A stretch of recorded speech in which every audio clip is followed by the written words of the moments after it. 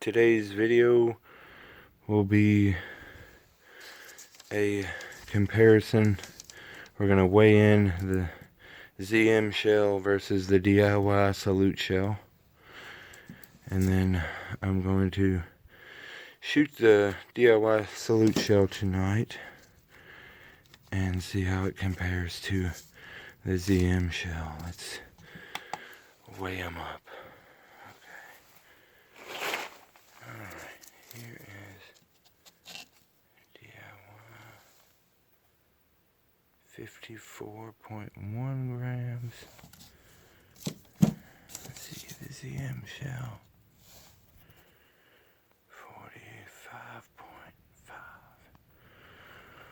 45.5. Okay, well, now let's go shoot the DIY shell and see how it stacks up with the ZM shell.